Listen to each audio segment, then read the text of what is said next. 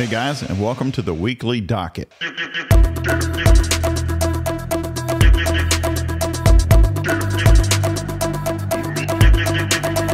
Let's start in Idaho with the Kohberger case.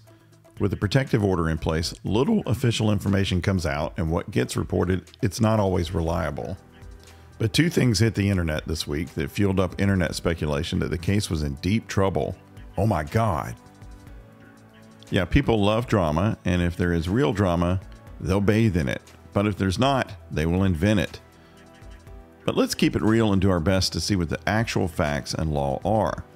So is the Kohberger case doomed by the recent revelations? What's real and what is just basement barristers hyping things up? Oh my God, Part 1. Brady Giglio. So Brady material is evidence the prosecutor has that potentially is exculpatory for the defendant. And I think a lot of people have heard about this. Evidence that is material and could help the defendant defeat the charges. It could be evidence that the defendant is innocent, but it can also just be evidence that undermines the state's theory or other evidence the state has. So enter Giglio. That was a case where the state offered a witness a deal not to be prosecuted if the witness testified for the state. Now, the state can do that, but they didn't tell the defense. The court said, look, the fact is this is a material issue on the credibility of a witness who's testifying on the issue of guilt. And impeaching the credibility of a witness like that when they testify for the state is, of course, favorable to the defense. So this should have been disclosed. In fact, it needed to be disclosed. And it's not just deals. Mandatory disclosure might be triggered when the state knows the witness suffers from hallucinations, or they're under the influence, or trying to influence other witnesses, or they've had a history of lying, or they've made other conflicting statements. That also includes, because these can be witnesses as well, police officers. Maybe they filed a false report in some other case, or they got a serious substance abuse problem, or relevant bias, or criminal record, or something like that. So in the Kohberger case, the state said it needed to turn over information about an internal affairs investigation involving an officer involved in the case. This could be anything, of course, but I tend to think it involves some other case for this reason. The document says material related to one of the officers involved in the above referenced case. And the material is an internal affairs investigation. So it says the material is about the officer. It does not say the material is about the case. So I tend to think this is then the normal kind of Brady Giglio material of offering to the defense anything known, even if it's from prior cases that could be used to impeach a witness, in this case, a police officer. In fact, some police departments often, as policy, keep a Brady Giglio list. That way they can see if anything needs to be disclosed based on which officers are on which case. This is not some new thing. Now, of course, it could be something related to the case, maybe a violation of confidentiality to something worse. I'm just giving you my opinion based on what the document says, that this is not some novel thing. I doubt we would have seen this anyway, as we aren't seeing other discovery and exchange of evidence, except for the state asking this material be subject to a protective order for confidentiality. So at this point, I'm going to say this is a normal kind of thing. We'll just have to see. Oh my God, Part 2.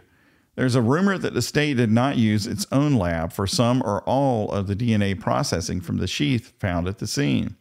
Oh my God, they found nothing. It was planted. The judge won't let this in. I've seen all of that. It's a great moment for those who wanted to dispute the DNA evidence without any knowledge or reason beyond fantasy. Previously, those people had been relegated to nonsense like maybe Kohberger sold the knife to someone else just before the killing and that person did it. Still had Kohberger's DNA on it. Maybe someone planted it to frame Kohberger. Maybe somebody put his DNA on it. There's desperate to invent something as people in the Delphi Bridge case imagining an eagle picked up the bullet from Alan's house and dropped it at the scene, or the girls picked up this bullet from the bullet-strewn path coincidentally on the day they are attacked by a guy with a gun moments later, but of course a different guy, and then they coincidentally drop that bullet on the ground at the murder scene while being murdered. That's a long shot. But the basement-bound sleuths are as wrong on their premises here as they usually are. Working with an outside lab is not rare, it's not unusual, it's a fully accepted practice. And in areas like DNA, private labs can offer cutting-edge services and speed not found in a state crime lab, which, while those labs do admirable work, remember they're funded and controlled by the same governments that bring us the cutting-edge, speedy work of the Division of Motor Vehicles. But the defense will be able to dispute the evidence. Yes, of course, they will try to. They always try to. It's not unusual for the defense to disagree with the state's theory, the state's witnesses, or the state's evidence. Otherwise, it really wouldn't be a defense, right? So yeah, if that lab has something wrong with it, the defense should bring that up. If there was some issue with the state lab, the defense should bring that up. However, the mere fact that an out-of-state private lab was used, it doesn't mean anything bad by itself. So again, of course, the case against Kohberger could appear stronger or weaker as real information comes out, but these two revelations do not move the needle, except for the court of imagination, which seems to have a pretty loaded docket these days. In Idaho, looking at the Lori Vallow case, a lot's going on there as they're getting ready for trial, but there's something I think worth commenting on.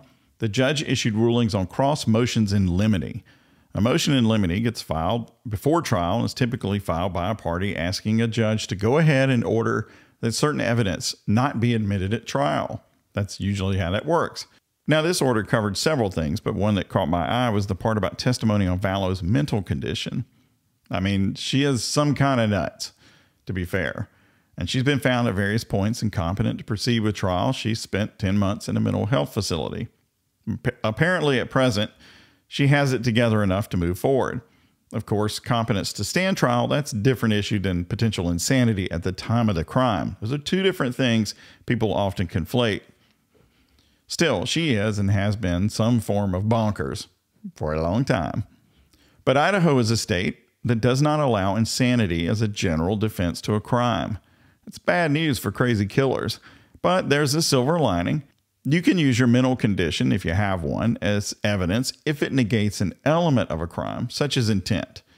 The American Psychological Association attempts to explain it to its professionals, discussing this quote from a Supreme Court justice analyzing the Idaho law. They say Idaho law would distinguish the following two cases, and this shows you how it can and can't be used. First, the defendant, due to insanity, believes that the victim is a wolf. He shoots and kills the victim. Case 2, the defendant, due to insanity, believes that a wolf, a supernatural figure, ordered him to kill the victim. Now, in case 1, the defendant does not know he killed a human being, right? He thought he was killing a wolf. So his insanity would negate the mental element necessary to commit the crime. In other words, he didn't know he was intentionally killing a human being. Now, in case 2, the defendant did intentionally kill a victim that he knows is a human being. So he possesses the necessary mental element, even though he thought he was ordered to do it by some supernatural figure. So do you see the difference there? Without an insanity defense, the fact that you knew you were killing someone, but you're being ordered, beamed the instructions from some supernatural creature, it doesn't help you. But if you didn't know it was a person, that could help you if you're being charged with intentionally killing a person. Now, you still be guilty potentially of some lesser included offense, but not intentionally killing a human being because you didn't know it was a human, because you thought it was a wolf. Now, bringing it back to Vallow, the motion in limine includes a request by defense to prevent a state expert from testifying on Vallow's mental condition. But the court notes the defense does not resist an order preventing them from introducing evidence of her mental condition. So they want it out. It's just all out. The court said, yep, I'm not going to let the state call anybody that talks about mental condition because the defense isn't going to do it. If that were to change, then of course it could all change. Now, this follows an earlier defense notice to the court that they had made a measured decision with their client to forego any mental condition evidence to negate an element of the crime. And that's an interesting choice. So they're not even going to try and get this down to some lesser offense. They're just going to leave it alone. Now, of course, if she is found guilty, then evidence of her mental issue, craziness or whatever, can be used as a defense or as a tool as mitigation evidence in sentencing, but not in the guilt phase. Now, on Wednesday, her team caused a hearing trying to exclude family members from being in the courtroom. So she may be crazy, but she's certainly also mean. And she's saying, well, they may have to testify at trial, so they need to stay out because they're just witnesses. I mean, that's a normal practice to keep regular witnesses out so their testimony is not influenced by other evidence at trial, but victims are generally exceptions. Vallow's team says only her son Colby should be allowed to be considered a victim from losing a sibling, and so he can come to court. Other family members who consider themselves victims for the loss of JJ and Tylee include JJ's grandparents and Lori's sister, who is the aunt, of course, to JJ and Tylee. Now, Vallow's team made an argument that the grandparents are really just an aunt and husband because though by blood, Kay Woodcock is the grandmother, Due to JJ's biological parents giving up parental rights, she's reduced to being just a blood aunt. It's pretty stone cold to think if they could, they'd have no one, or no more than one person, but no one basically, there to represent and care for the loss of Tylee and JJ. The kids were treated like less than garbage. She even had changed Social Security benefits to go to her account directly instead of the child's so she could keep collecting the money after they were murdered. The kids were worthless to her then, and despite 10 months of treatment at this mental health facility, they still rate as absolutely nothing. Now, the judge has issued an order toward the end of this week saying that witnesses will be excluded from observing or listening, except witnesses identified as victims by Idaho law in Article 1, Section 22 of the Idaho Constitution, because the Idaho Constitution gives victims the right to attend criminal proceedings. But what is a victim? It's defined by statute, as the Constitution of that state requires, and it is: a victim is an individual who suffers direct or threatened physical, financial, or emotional harm as the result of the commission of a crime or juvenile offense. So you cannot tell directly from this order who is excluded, who's allowed.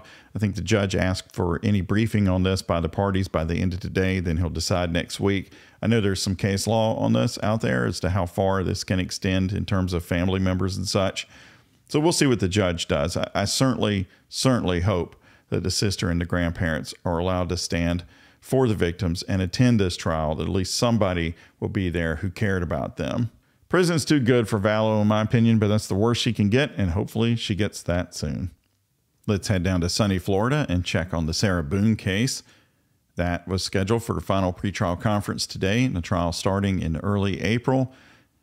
I was asked, hey, is that really going to happen?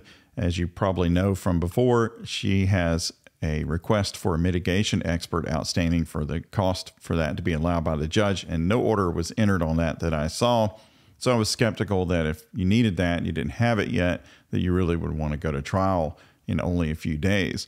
But of course, with this kind of case, and her case particularly, another wrinkle has come up, and she has sent another letter to the judge, or at least to her lawyer, copied over to the judge.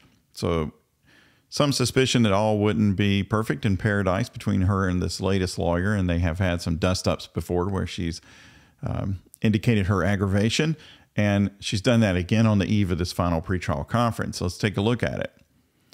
She writes to her lawyer, "This is my third letter trying to reach you over another almost 6-week period now. The numbers you gave me, they don't work. One goes to voicemail directly, and the other one doesn't answer at all. Not working 8 months later. Just rings and rings and disconnects me. I even had someone from the outside try to call you. They tried to call your office 3 times over the last 3 weeks and left a voicemail each time, but no reply. We're both hoping you're able to reply to her email," so she's got a female friend helping her, "she sent today as another form of trying to communicate. I've exhausted my resources. And again, just sitting here waiting for you to contact me in whatever way you're able. And as soon as possible, time-sensitive matters are at hand." Well, that's true. She's got a trial date coming up. "I know you attempted to schedule the minimum 15-minute pretrial conference. I found out about it.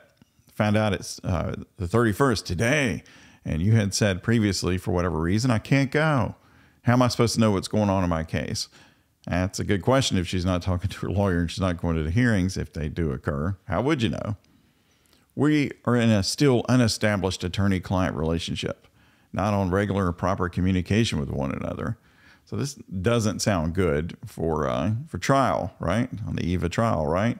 So this is all real, or maybe she's trying to set up ineffective assistance of counsel. I think that's not really the case here, because her complaints about attorneys, they've been ongoing for a long, long time. "Why can't I participate in this?" Yeah, I hear what she's saying there. "Help me understand, please." And this is where the butthurt really comes out. "How can court TV, different news channels, and even professional YouTubers attend my pretrial conference and I cannot?" She's had YouTubers attending her pretrial conference? I didn't know that. Whatever. And court TV? "I'm sure one of the other parties can help me with updates since they'll be in attendance. And I can't be.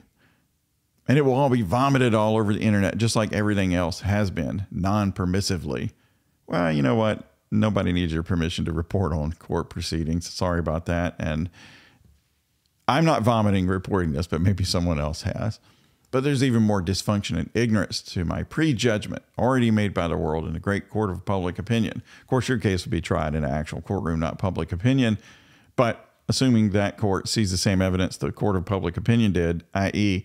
you having shut this dude in a suitcase and left him in there while he begged to be released, I don't like your odds.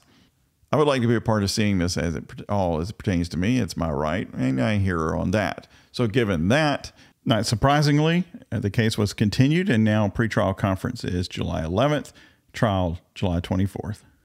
Well, that's it for this week. Thanks. Bye.